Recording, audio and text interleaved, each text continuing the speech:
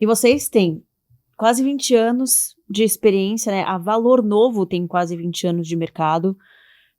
Vocês já atenderam diversas empresas em diferentes Você fez setores, essa né? pergunta para mim, quantas empresas e tal, né? Eu falei, vamos contar? Aí a gente saiu para contar, né, Marcela? Aí eu deu 70 e poucas empresas, Aham. em 20 e poucos anos. Lembrando que o consultoria, você não vai lá e vende uma caneca. E foi, né? Foi. Você cria um relacionamento de pelo menos um ano com a empresa, né? Então, você pensar, é muita empresa para atender nesse prazo. E isso aconteceu de maneira não de uma temática, de maneira exponencial, né? Então, cada ano o número de empresas que você atende é maior. E o mais bacana é que normalmente, vamos falar, 99% dos casos, quem traz uma empresa é um cliente. Então, você é indicado e fulano te indicou, por isso que eu estou te ligando. É sinal de que o dever de casa foi feito. Ou então o fulano trabalhava na outra empresa, mudou de emprego, aí ele quer nessa nova empresa que a gente faça o serviço que a gente fazia na outra. Então, isso é bem bacana, né? E aí eu imagino que vocês tenham lidado com todo tipo de empresa, com todo tipo de estrutura e, enfim, devem ter tido um aprendizado enorme em todos esses anos, né? Quais são os principais erros que as empresas cometem, que vocês viram as empresas cometerem quando elas querem falar de inovação, quando elas querem inovar? Vamos lá. Essa pergunta é bacana porque uma das coisas que eu mais milito em inovação é que as pessoas confundem inovação com pesquisa e desenvolvimento.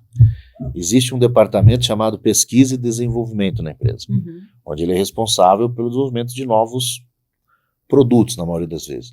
Mas a inovação é mais do que o desenvolvimento de um novo produto.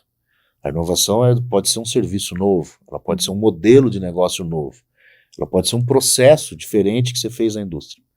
Uma vez, uma empresa de lavras que faz amortecedores, não pode falar que é COFAP, mas só tem a COFAP lá, é a maior produtora. Já mudou de nome. Já mudou agora para outro nome. Mas a gente que é antigo ainda usa o nome antigo e ela é a maior produtora de amortecedores do mundo.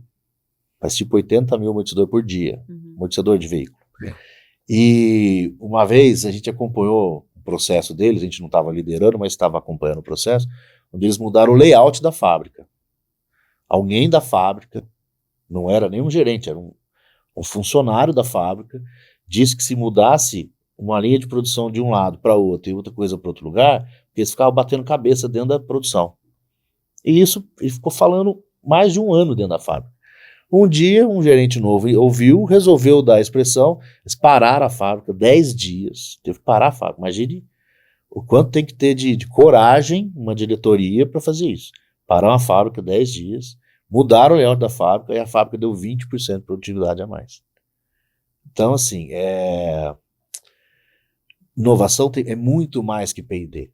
E muita gente, inclusive, põe o nome no departamento de PDI. Departamento de Pesquisa, Desenvolvimento e Inovação. É um erro ao cubo, né? Porque você limita a inovação na sua empresa.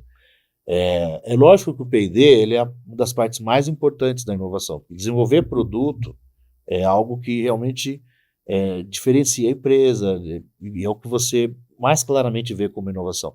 Coloca ela no mercado como uma marca inovadora, né? Sim, e você vê no produto como se aquilo fosse a única maneira que a sua empresa tem de inovar, mas não é. A inovação é muito mais que isso. Quando você ancora o I no pesquisa e desenvolvimento, a inovação, você busca um pai para a criança, né, e tira toda aquela ideia de que a inovação ela pode circular e pode vir do chão de fábrica, né, de um cara que está vendo todo dia o erro e que nunca ele vai estar no PDI, né? Nunca ele vai estar, e talvez se ele estiver num evento do PDI, ele vai ser encorajado nunca a levar isso. Então, ocasionalmente, uma empresa gigantesca, você gera algo diferente. Então, o primeiro erro é entender que a inovação e PDI são a mesma coisa, não são. O PDI está contido dentro da inovação, que é uma coisa maior.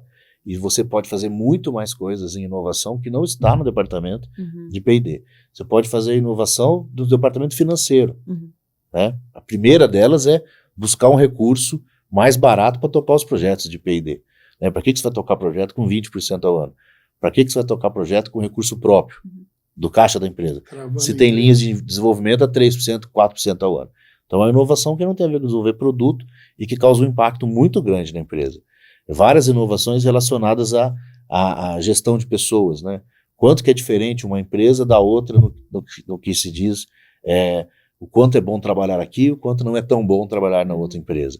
E aí vai, na logística da empresa você pode inovar, no modelo do negócio, né? E assim por diante. Então, o primeiro erro é achar que inovação é só produto, que é só P&D. O segundo erro, eu acho que é você colocar ali uma questão do super-homem, né?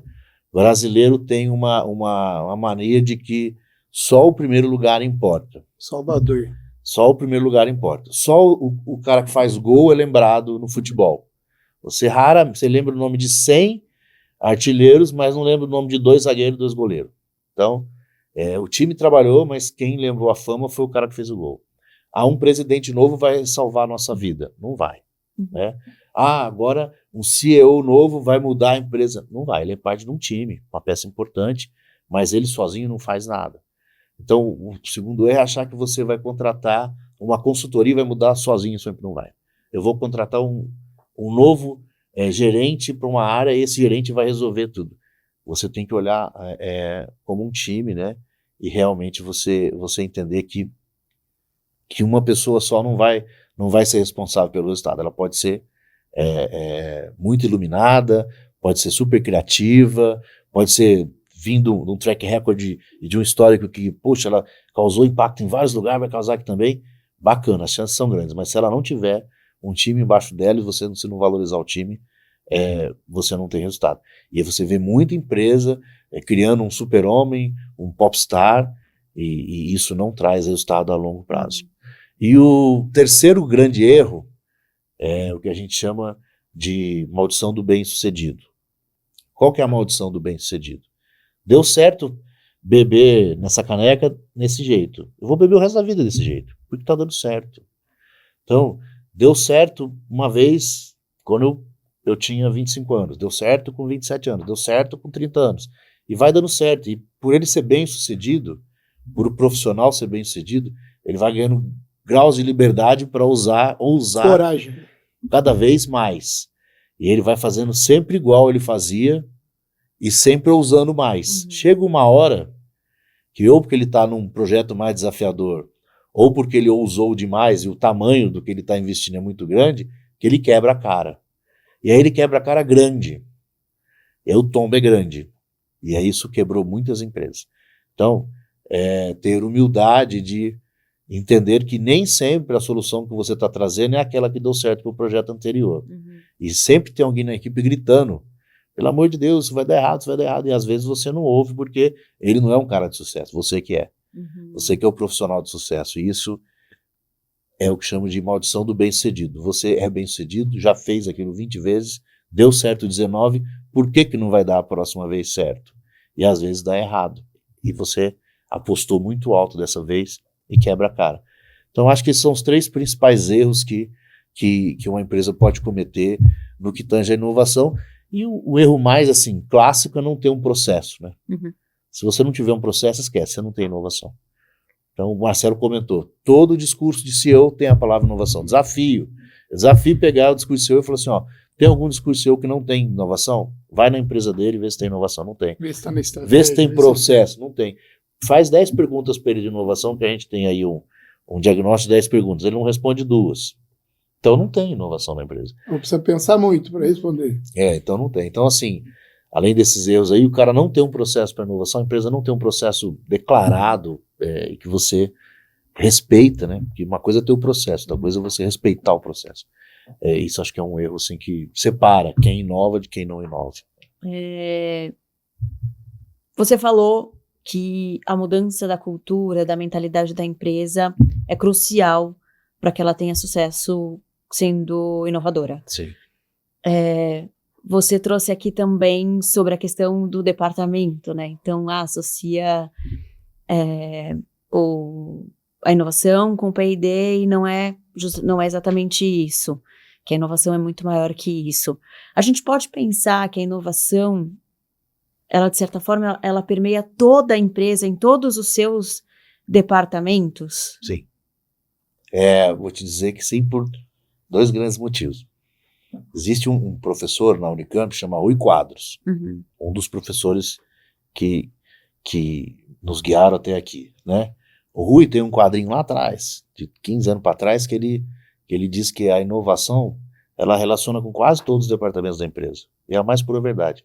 E aí, se você sai da esfera da empresa, a inovação tem que relacionar com o órgão regulatório, ela tem que relacionar com bancos e agências de financiamento, Uhum. ela tem que relacionar com o governo, ela tem que relacionar com ICTs, ou ICTs são instituições de ciência e tecnologia, universidade no Brasil, Embrapa, por exemplo. Tem que relacionar com tantos players que talvez a inovação seja a matéria, ou o departamento, ou vamos falar assim, que relaciona com mais diferentes players, né? Então, não dá para dizer que ela não está em todos os departamentos. Esse é um ponto. Um outro ponto, quando você faz um projeto de inovação e vai numa agência de fomento pedir recurso para aquele projeto, você pode colocar uma porcentagem do tempo do CEO. Você pode colocar uma porcentagem do tempo de trabalho do diretor financeiro. Uhum. Você pode colocar a totalidade do departamento que desenvolve inovação, isso é óbvio. Mas você pode colocar um pedaço daquele departamento que está levando a sua informação para o campo, por exemplo, o departamento técnico. Uhum. É ele que está escutando do cliente quais são as inovações do concorrente, etc. Então, a inovação, ela deveria estar na mente de todas as pessoas da empresa, Uhum. né? E é por isso que uma cultura forte de inovação muda o jogo, porque existe inovação bottom-up, né, que é o chão de fábrica, ir lá e dar uma ideia, existe. Mas a mais eficiente é top-down. Ou seja, o CEO, tá, o presidente da empresa, o dono, né, comprou a ideia da inovação, entendeu que ela é importante para o negócio dele, entendeu que ela é vital para o negócio dele, e está dizendo para a equipe, ó, galera, isso aqui é para ser executado, essa banda de inovação é para ser tocada. E aí você começa a dar graus de liberdade para todo mundo pensar um pouquinho em inovação e ter coragem de apresentar para o par ou para o chefe uma ideia nova que pode mudar o jogo da empresa. Então, por isso que a cultura ela é fundamental. E volta no processo, né, Zé? Se você tiver isso tudo e não tiver um processo que dê sequência a isso, vai virar... Você tem que implementar o processo aos poucos, né? Porque não adianta eu pegar o processo de novo, né? Peguei o processo que funcionou na empresa A empresa A é uma empresa de autopeças, vou jogar na outra empresa B, que também é autopeças. Pode ser que o processo que você tirou daqui não vai funcionar igual aqui. Cultura diferente. O cerne do processo, as partes principais vão existir em ambos, mas às vezes vão ter outro nome, às vezes vão ter uma outra pegada, né? Aqui pode ter mais fases do que na outra empresa, mas de uma maneira geral eles vão manter uma coisa lógica, né? E você ter o processo e não ter a cultura, ninguém respeita o processo. Uhum. É muito comum o cliente ter um processo estabelecido, bonitinho, põe na parede, põe no PowerPoint e tal, aí na hora que precisa desenvolver um novo produto, atropela todo o processo, porque esse produto tem que sair logo. É urgente. Aí sai desenvolvendo, aí daqui a pouco você vai analisar o portfólio de projetos, tem um monte de produto na sua empresa com viabilidade. Faça uma pergunta para você mesmo. Chegue na sua empresa amanhã e pergunta: quantos dos projetos que nós estamos tocando têm viabilidade técnica? Ele para de pé tecnicamente. Quanto desses tem viabilidade econômica? Você fez uma análise econômico-financeira para saber se esse projeto vai te dar lucro ou prejuízo. Faça a pergunta a você mesmo, como empresário, né? Antes você vai ter que fazer uma pergunta que pouca gente responde. Quantos projetos tem na minha empresa? A maioria dos empresários não sabem responder. Então, primeiro, descubra quantos projetos tem. Segundo, quanto deles tem viabilidade. Uhum. Você vai se surpreender que pode ter na sua empresa um número X de projetos, às vezes o X é importante, e que você não fez viabilidade. Está tocando o projeto porque alguém achou legal o projeto. Está tocando o projeto porque o dono acha que esse projeto é bacana. Ou porque o diretor patrocinou o projeto. Mas, na verdade, você deveria ter um processo onde isso não ocorre. A ideia pode vir do dono, pode vir do diretor, pode vir de quem quer que seja, mas ela tem que passar por um processo que garanta que ela vai dar lucro para a empresa. Uhum. Né? O processo de inovação tem sempre que começar pensando o resultado que precisa ser obtido lá no final. Nem sempre. Por quê? Muitas pessoas acham que inovação é só inventar algo realmente novo. Uhum. Então vamos falar, quando lançaram a câmera do celular, cara, foi o máximo. Você não precisava mais de uma câmera digital. Era mais um produto que você levava. Você dava com a câmera digital e com o celular. Aí o celular passou a câmera, mesmo com ela nascendo ruinzinha, você, né, mudou o jogo. Né? Então, existem as inovações radicais ou de ruptura, que elas causam a ruptura no mercado, elas criam um novo mercado e destroem o mercado. Então, são as inovações que a gente chama de radical. E todo mundo acha que essa que é a... Que geralmente, até as que a gente usou de exemplo aqui, são de ruptura. Porque aí causam mais impacto, eu tenho que falar mesmo. Então, mas as inovações que mais deixam dinheiro para a empresa não são essas. Se você pegar o histórico das empresas e olhar qual foi a inovação que mais gerou dinheiro para a empresa, recurso, que mais deixou grana, que não são as inovações radicais na maioria das vezes. São as inovações incrementais. Então eu vou lá e mudo o farol de um carro e o Gol ficou igual ao Gol, 20 anos mais ou menos. Vai mudando o farol, muda o para-choque, muda o retrovisor, é o mesmo Gol. Mas ele trouxe muito dinheiro para a empresa, né? Você pega a história do sorvete que você contou. O mesmo sorvete ele pode ser servido num copinho, né, um jeito. Ele pode ser servido com uma casquinha, que fica uma coisa melhorada. Ou ele pode ser fazer uma escultura de sorvete e entregar. É um negócio, uma experiência totalmente diferente. Não, é sorvete, você não fez nenhuma ruptura, você fez incremento. Então essa inovação incremental, que hoje é chamada inovação de sustentabilidade, é você mudar alguma coisa no seu produto que leve esse produto a ter um pouco mais de ciclo de vida. No ciclo de vida do produto, quando ele entra em declínio, antes dele entrar em declínio um pouquinho, você faz uma inovação, e aí essa inovação incremental, ela vai e muda o baseline ali do ciclo de vida do produto e ele melhora. O seu produto já está pago, você já pagou a tecnologia, já pagou as máquinas, já fez lançamento, tem baixo custo de marketing disso, então o lucro é muito alto nesse momento. Precisa dar mais uma sobrevida. E a gente tem várias experiências para citar de inovação de incremental, trazendo muito mais recursos para a empresa do que às vezes a inovação de ruptura. Eu até ia pedir isso, assim, você falou de 2 empresas aqui, de 2 clientes de vocês, mas eu queria que vocês trouxessem exemplos de como vocês ajudaram empresas aí nesse processo de inovação. Legal. Vamos sair do ramo do agronegócio e vamos buscar. Então vamos fora dele. Vamos falar de inovação fora do desenvolvimento de produto. Há uns 15 não, há muito tempo, né? 10 anos atrás a gente fez o trabalho numa empresa automotiva que tinha de autopeças, tinha 2.000 peças no catálogo. O catálogo da empresa era uma bíblia. E nós fizemos uma análise simples do que vendia e o que não vendia. Né? E a gente percebeu que 50 produtos faziam 85% da venda da empresa. Ela tinha 2.000 no portfólio. Você tem noção do custo que é ter 2.000 peças e vender 50? Né? Não que você não vendesse as outras 1.950, mas o volume que você vendia não justificava, por exemplo, um setup anual de máquina. Você vai fazer um setup de máquina, você perde 3, 4 horas. Mas produzir o mínimo de peças que aquela máquina tem que produzir para justificar você fazer o setup. Aí você ia ver o estoque. Quando a gente for olhar o estoque dessas peças, tinha peça que tinha estoque para 30 anos de venda. Cara. Então, assim, qual foi a inovação? Foi parar o baile, olhar dessas 2.000 peças. Eu preciso das 2.000 no catálogo? É óbvio que não. Né? E aí você enxugou aquilo, né? Comunicou ao mercado, olha, nós vamos parar de produzir 500 das 2.000 peças. O que o mercado fez? Comprou quase que o estoque todo. Porque são veículos que não são mais fabricados, né? E ele quer ter aquilo porque você precisava ter o estoque daquela, só que o estoque estava na empresa. Estava tirando dinheiro do caixa, né? O estoque é a coisa mais boa dependendo do setor que você pode investir o seu recurso, né?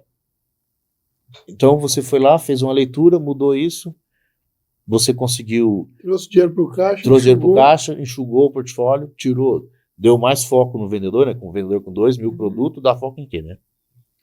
E você com um trabalho simples, você inovou e aquilo trouxe muito, não só recurso financeiro para a empresa, mas foi um milestone de que dá para fazer as coisas diferentes, entendeu? E aí a empresa começou, a partir disso, olhar, poxa, 50 produtos dos meus 2.000 fazem 85% do meu faturamento, né? Então, quais são esses 50 produtos? Aí um segundo trabalho que a gente fez, que a gente sempre faz, é olhar para esses produtos, que são os seus produtos curva A, e entender que momento do ciclo eles estão. No ciclo de vida de produto, qual momento de ciclo de produto está cada um dos seus produtos da curva A? Eu vou dizer um case de uma empresa que há 5 anos atrás a gente estava desenvolvendo um monte de coisa radical, o CEO da empresa parou o baile e falou assim, gente, fui fazer aquela análise lá que vocês falaram de onde é que estava o ciclo de vida do produto da curva A, descobri que 5 produtos da nossa empresa vendem 80%. Porque você não faz essa análise. Aí quando você vai fazer, você tem 30 produtos, 40 produtos, mais 5, vende 80% do que você fatura. E eu fui analisar os 5, e eles estão em fase final de ciclo. Todos os 5, acho que eles não duram mais 2 anos de mercado. E aí todo mundo desespera, né? Porque, meu Deus, 80% de você fatura vai ruir em 2 anos. Vai ruir em 2 anos. O que você faz? Você faz uma inovação incremental. Então foi lá cada produto. Um produto tinha um problema de shelf life. Ele ficava 2 anos na prateleira e estragava. E isso, os competidores já tinham 2 anos, 3 anos. Então, ele precisava seguir os competidores. Então, foi feita uma nova análise de fórmula para ele ter 24 meses de prateleira. Então, ele aumentou o seu ciclo de vida. O outro produto tinha um problema de cheiro. É um produto que cheirava muito forte. E os concorrentes resolveram o problema de cheiro. Ele não tinha resolvido. Então, estava deixando de ser comprado por problema de cheiro. E assim vai. E você, rapidamente, em questões de 6 meses, a empresa corrigiu todos os seus 5 produtos curva A, fez um facelift, né, fez uma inovação incremental, e no ano seguinte você vê a expressão desse resultado. A empresa cresceu 30% nesses produtos. Por quê? Porque eles já eram bons produtos, já tinham seu posicionamento de mercado, eles tinham alguns senões que os concorrentes tinham ali, estavam incomodando ele. A hora que ele resolveu isso, custou muito barato fazer isso, porque não foi um projeto de 1 milhão, 2 milhões cada um, foi uma coisa de pequeno ajuste no produto que já existe, e o resultado foi muito impactante. Tá? Então a gente pensa que nem sempre fazer a inovação radical é o melhor caminho. Às vezes você dá atenção para fazer várias inovações de curto prazo, incrementais, que elas vão gerar recursos, inclusive para sustentar o seu projeto de longo prazo da inovação radical. Interessante. E aí, com esses 2 exemplos que você trouxe, uma coisa que eu fiquei pensando aqui é que muitas vezes o empreendedor, ele não, principalmente se a gente pensar ali em pequena e até, acho que as médias empresas a gente pensa, já são maiores, né, e tal, já faturam mais, mas às vezes é justamente o ponto que é difícil dar aquela alavancada, né, porque você empreendedor está ali, imerso em tudo que tem que fazer. Ele ainda é um empreendedor que está na execução, muitas vezes, né, que está ali no dia a dia dos processos. E às vezes vai deixando de lado o produto que estava ali, ficando para trás com os concorrentes avançando, porque ele não tem tempo para olhar aquilo. Ele está fazendo o produto para vender, imerso naquele processo ali. Para essas empresas, é interessante procurar uma consultoria? Acha que esse é o caminho? Eu acho que você não procurar uma consultoria é loucura, tá? E acho que toda empresa tem que buscar uma consultoria. Eu não tenho dinheiro para pagar consultoria. Mentira. Você vai fuçar, vai rodar na sua região, uma consultoria vai caber no seu bolso. Mesmo que não seja uma consultoria top 5 do Brasil, mesmo que não seja uma marca super famosa de consultoria. Aliás, quanto mais famosa, menos resultado dá, né? E você obrigatoriamente tem que buscar consultorias para o seu negócio em diferentes áreas do seu negócio. Eu vou usar uma frase de um amigo meu que ele tá sempre pegando no pé de um outro amigo, né? 2 amigos que ele diz assim, o cara que é bem sucedido não tem tempo de estudar. O cara que é bem sucedido trabalha 12 horas por dia. Um gerente bem sucedido, um diretor bem sucedido, um CFO, um CEO, um CIO, um COO, ele trabalha 12, 10 horas por dia. Se não trabalha 10 horas por dia da empresa, mentalmente ele está trabalhando 10, 12 horas por dia. E esse cara não tem tempo de estudar. Com quem que ele aprende? Entendeu? Com quem ele aprende? Uhum. Ele aprende com o trabalho dele. Ele aprende com os desafios dele. Ele aprende com os projetos que ele performa. E se ele não traz uma consultoria, 2, 3 para ajudar ele não vai ver nada novo durante muito tempo. Então a consultoria é quem traz água limpa para a maioria desses grandes profissionais. E esse meu amigo fala isso, ele fala assim, ó, cara, o que eu aprendi nos meus projetos dá uns 5 doutorados. Porque todo dia eu estou aprendendo uma coisa nova que o consultor que eu contratei trouxe. E aí ele está me ajudando nesse projeto e tal. E ele tem uma máxima que eu acho bacana, que é o seguinte, o outro amigo não contrata consultoria porque ele acha que ele tem que saber tudo. Solução interna. Porque ele acha que é feio contratar uma consultoria, porque eu, como sou o supergerente, eu deveria saber de tudo. Não, ninguém tem condição de saber tudo. Quanto mais você aprende, mais você sabe o tanto insignificância da sua sabedoria, né? Quanto mais você estuda um assunto, você fica especialista no assunto, você percebe que você não entende nada de outro assunto, ou desse assunto mesmo, ainda falta muito para você conhecer. Então, contratar uma consultoria é uma condição que tem que estar no orçamento de qualquer bom gestor, seja um supervisor, um gerente, um diretor, um CEO, ele tem que ter uma consultoria ajudando ele anualmente. E, ao mesmo tempo, o passo dele de me demitir a consultoria, sabe qual é? É quando aquela consultoria deixou de trazer uma coisa nova para ele. Porque muita gente tem também o pensamento que a consultoria tem que ficar aqui 6 meses e ir embora. Não. Enquanto a consultoria estiver te ajudando, para que você vai mandar ela embora? Está te ajudando. Né? E enquanto ela estiver trazendo coisas novas para você, o dia que ela não estiver mais te ajudando, não estiver trazendo resultado, e o dia que ela estiver trazendo coisas novas, é hora de você procurar outra consultoria.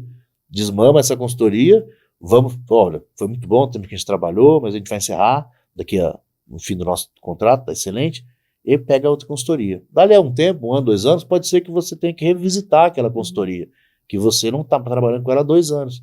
Pode ser que ela esteja num outro patamar, que ela esteja com outros projetos que ela viveu, trazem coisas. A essência é que nossa empresa hoje tem 20 projetos rodando. A Valor Novo hoje tem 19 ou 20 empresas que a gente está apoiando. Então, imagina quantos problemas tem na empresa 1 e quantos problemas tem na empresa 2, 3, até chegar na 19. A empresa número 10, ela se beneficia de todo esse aprendizado. Todos os erros que aconteceram aqui, nós vamos evitar na empresa número 10, na empresa número 8, na empresa número 9. E você vai trazendo boas práticas de uma para outra. Não precisa reinventar a roda toda vez. Eu, consultor, também vi isso diferente nessa empresa. Vou trazer para essa tal empresa aqui e acaba você tudo se retroalimentando. E muitas vezes já testado e validado, né? Porque você fez em algum lugar e já deu certo. Então você consegue adaptar para a necessidade daquela empresa, em vez dela partir do problema do zero. Então isso é algo interessante. Não é na área de inovação, não, Juliano. Acho que o gerente hoje que não tem, se você é gerente e não tem nenhuma consultoria te ajudando, você está errando feio. Se você é diretor e não tem 2, 3 consultorias te ajudando na sua área, você é diretor de RH e não tiver 3 consultorias externas dentro da sua empresa, você está errando feio. Tá? Se é diretor de operações, não tiver 2 consultorias dentro da tua empresa agora, você está errando feio. A consultoria normalmente custa mais barato que um funcionário, entrega muito mais resultado e ela traz a capacidade de renovar o que você faz, traz a experiência de outros lugares. Então, consultoria é algo que tem que estar presente no dia a dia das empresas. E muitos gestores têm uma mentalidade, não, me colocar aqui como gerente, como diretor, eu tenho que saber tudo. Se eu contratar uma consultoria, eu vou estar sendo menor, eu vou estar sendo menos do que eles esperam de mim. E existe uma mentalidade de que eu vou contratar consultoria quando eu tenho problema? Sim. E aí eu tenho o apagar incêndio e tenho o extrema unção. E aí a consultoria também não vai gerar tudo que poderia, né? Dar o resultado. Chega na hora que não está. Aí eu brinco com isso, mas isso veio da época que a gente era veterinário. Né? Um dia eu formei veterinário, trabalhei com veterinário. Tá? E aí, muitas vezes você tem um animal doente e você chama o veterinário quando não há mais o que fazer.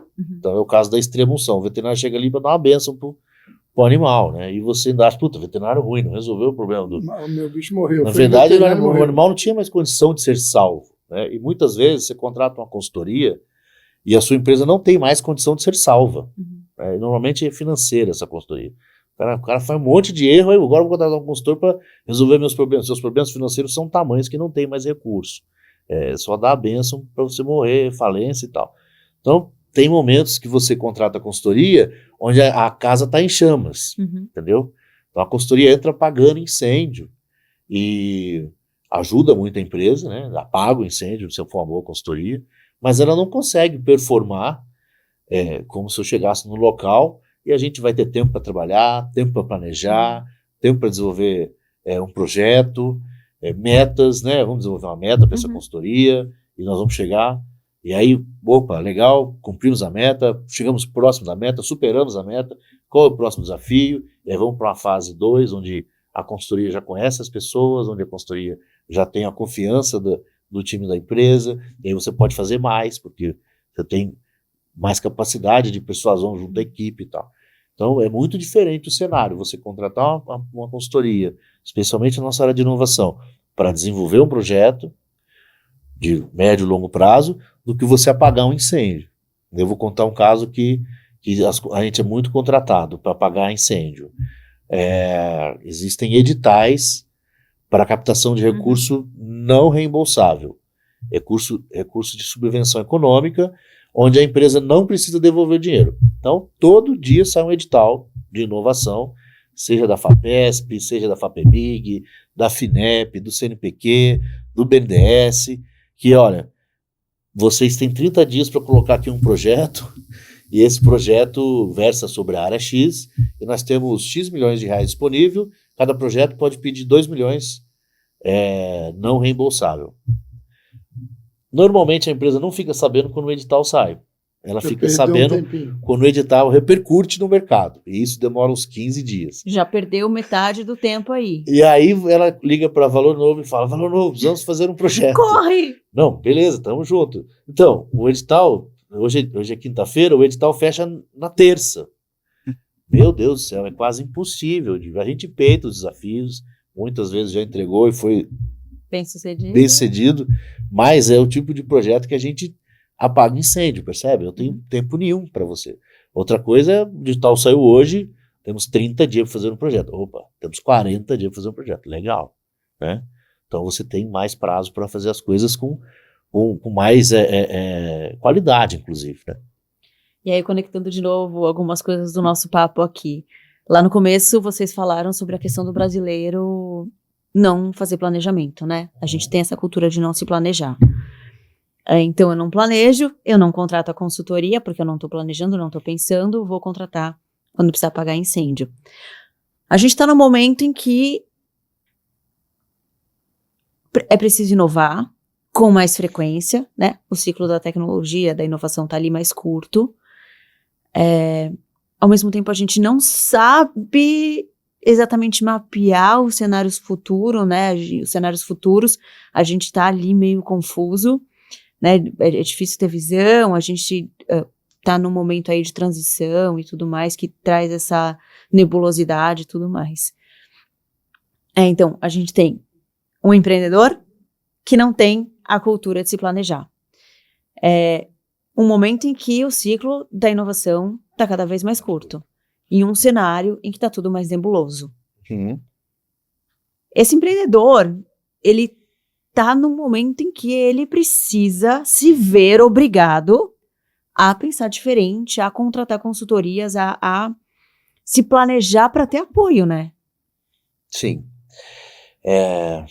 Vamos falar, quando você está em crise, a maioria das empresas, elas cortam custos. E acham que cortar custo é o caminho mais correto a se fazer nesse momento. Funciona para grandes negócios, para alguns negócios funciona, mas funciona no curto prazo. Então você corta o custo ali e passa a tempestade, e depois a maioria dessas empresas não lembra de reativar o modo planejar futuro, o modo vamos desenvolver inovações para o futuro, porque ele passou por essa crise raspando, né, e cortando o custo. A próxima, será que isso vai funcionar? Não vai, né? Então, ele só está em crise também porque ele foi pego de surpresa pelo mercado. porque ele não foi o cara que destruiu o mercado ou construiu o mercado novo.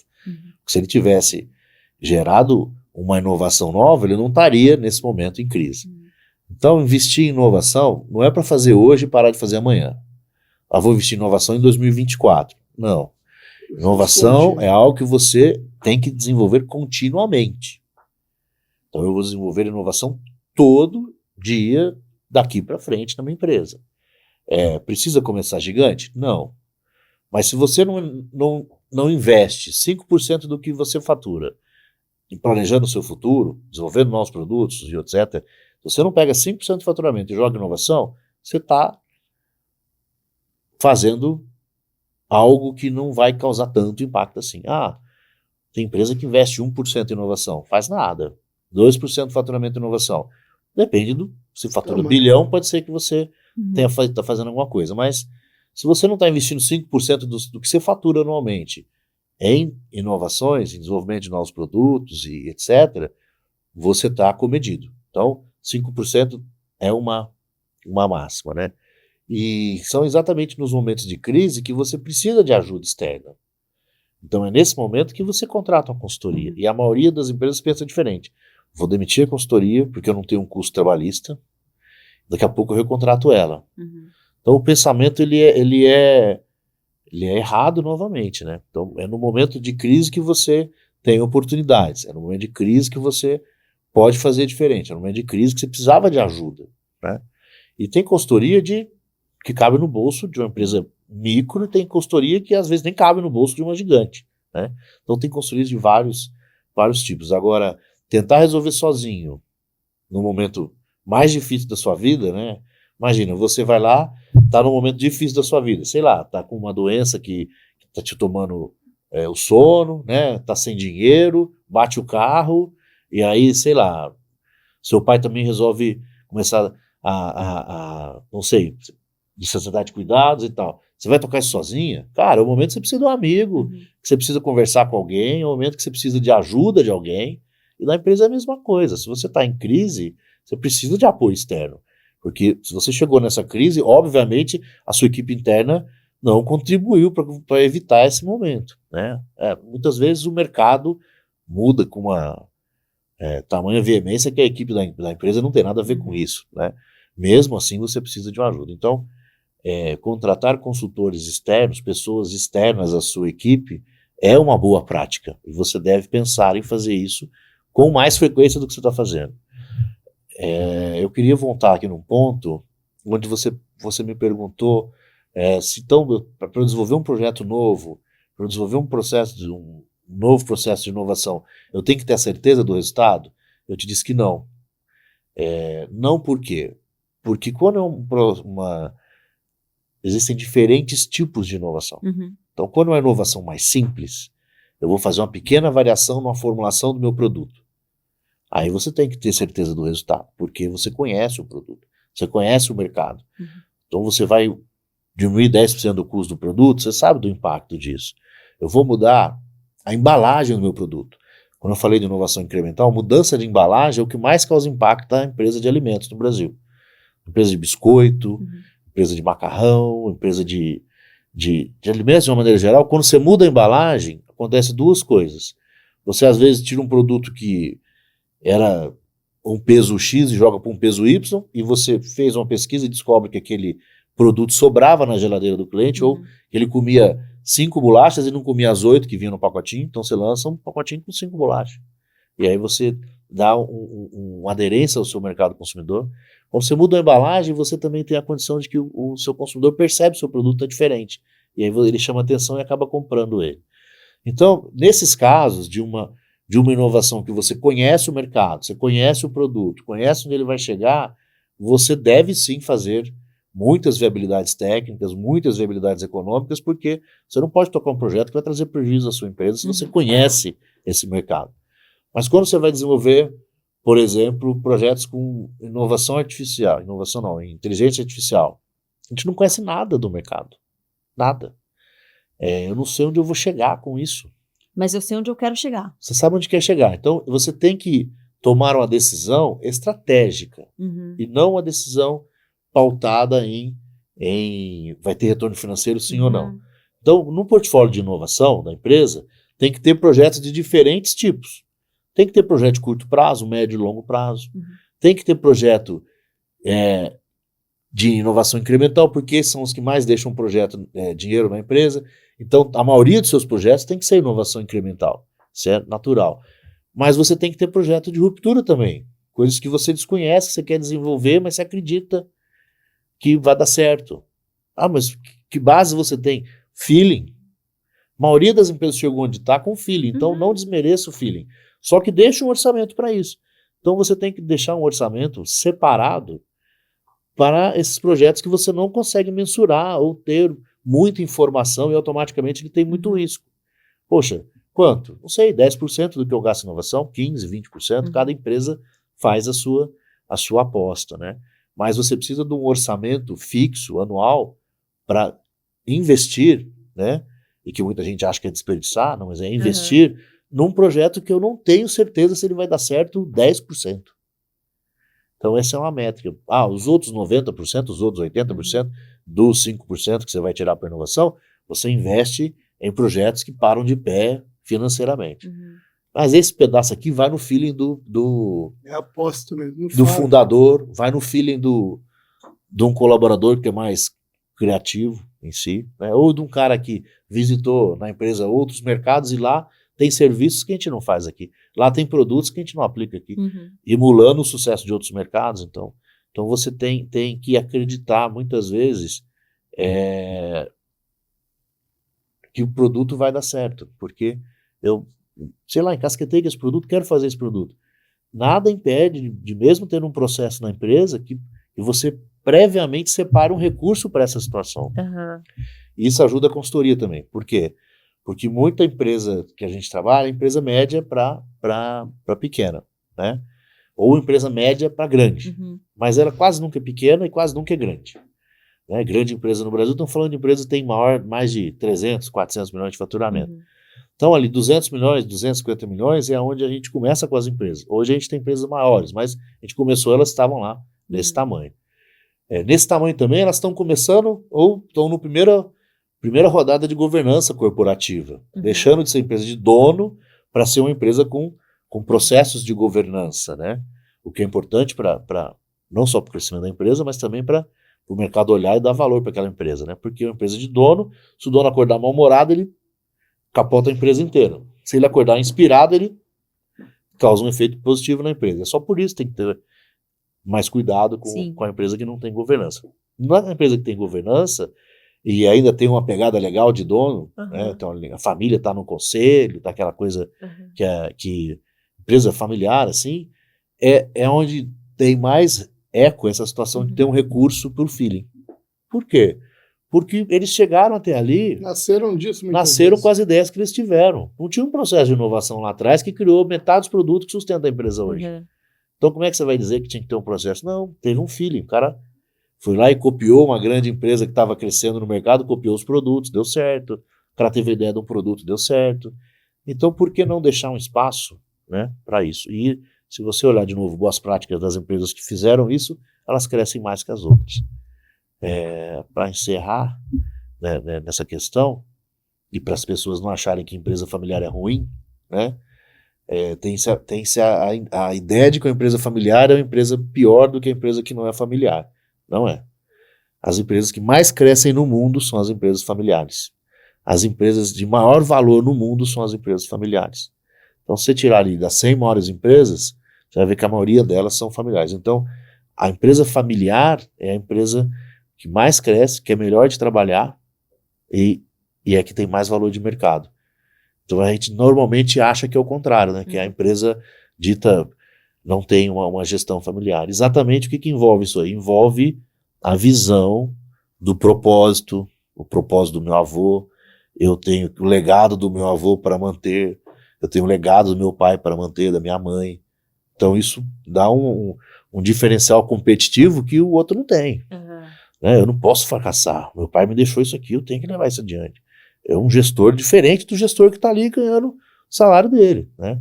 Então, Ele realmente está envolvido com o propósito, com Tem o um resultado propósito. e com o crescimento e manter aquela empresa no mercado, né? mercado. E as empresas familiares têm uma coisa muito legal, sabe o que é? O almoço e o churrasco do avô era falando pro filho o quê? Sobre problemas da empresa. Aí o filho, que é a segunda geração, assume a empresa, ele vai para casa, ele almoça, janta, toma banho, pensando nos problemas da empresa. Os filhos crescem ouvindo os problemas e o sucesso da empresa. Então os caras estão mais ou menos prontos, sabe? Eles já conhecem o mercado com uma palma da mão, às vezes. Conhecem os problemas do mercado de perto. Se ele for um profissional que queira trabalhar, isso certamente vai levar a empresa a um lugar mais rápido e mais alto que as outras. Interessante essa visão, eu nunca tinha escutado dessa forma, assim, com essa visão. Vou convidar quem está assistindo a gente para conhecer a Valor Novo. Se você que está assistindo a gente não conhece ainda, corre para assistir, conhecer, entender como ela pode ajudar você e o seu negócio. E também quero convidar porque a gente vai ter mais episódios, né? Esse aqui foi só o nosso primeiro papo, né? Exatamente. Vamos aprofundar cada vez mais nesse assunto para ajudar quem está aí buscando e precisando de inovação. Então, muito obrigada por esse papo, foi muito bom. Foi muito bom. Muito obrigado. Obrigada para quem assistiu a gente até aqui.